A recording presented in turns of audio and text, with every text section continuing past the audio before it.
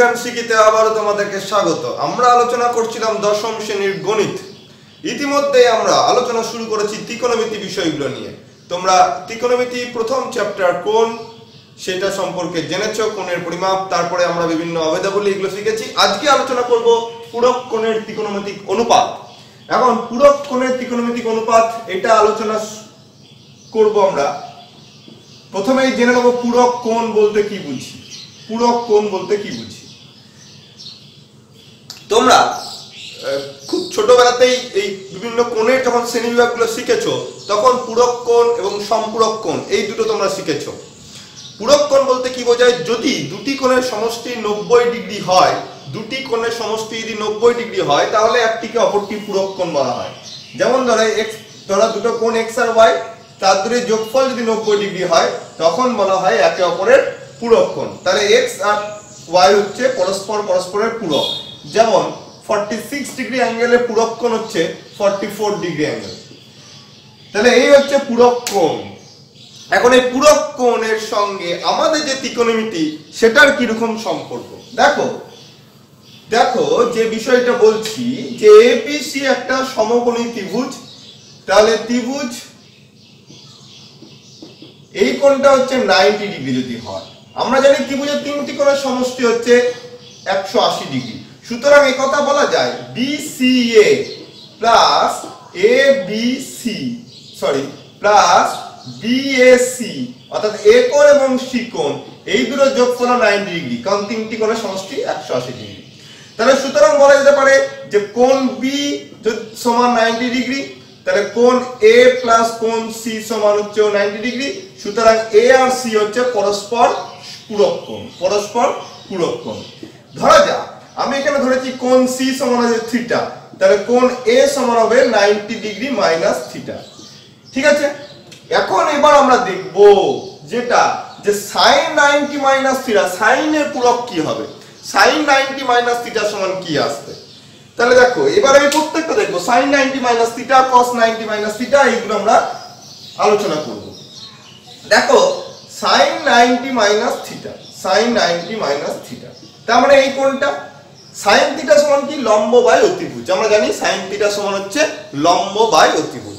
তাহলে এই কোণটা সাপেক্ষে লম্ব কোণটা BC, তাহলে BC, অতিভুজ কোণটা AC।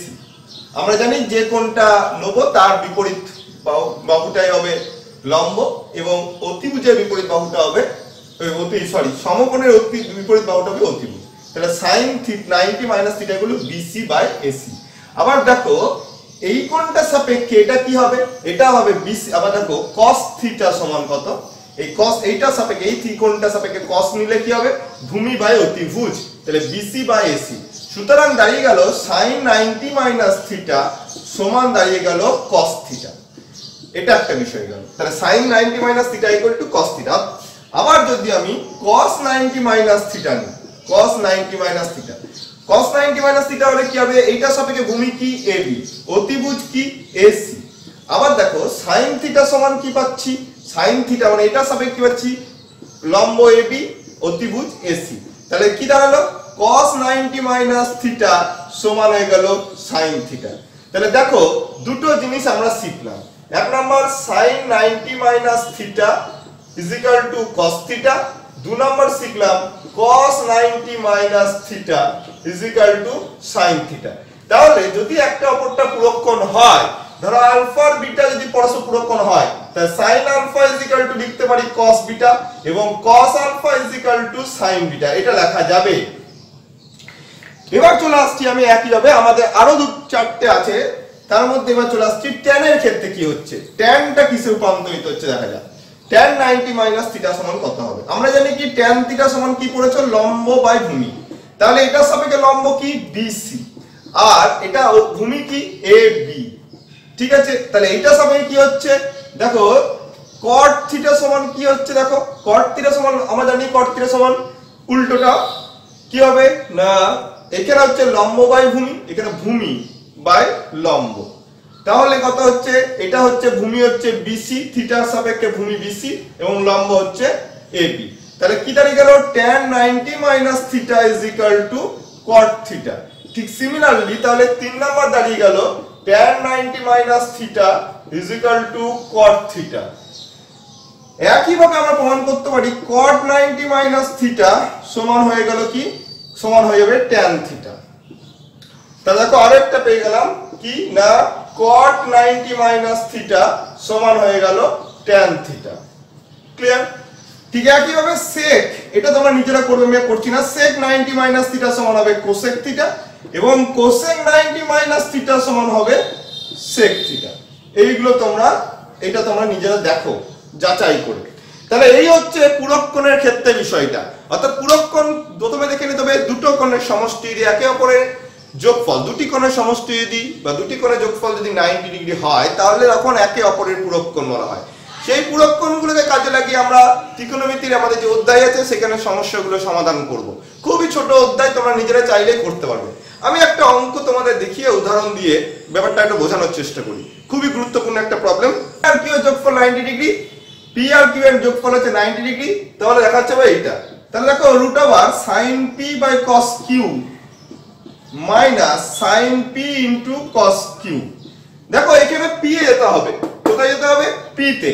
তাহলে আমি এই q গুলোকে চেঞ্জ করব, দেখো sin p, তাহলে cos q সমান কি হবে 90 মাইনাস p মাইনাস sin p ইনটু এটা কি হবে cos q সমান কি হবে 90 মাইনাস p।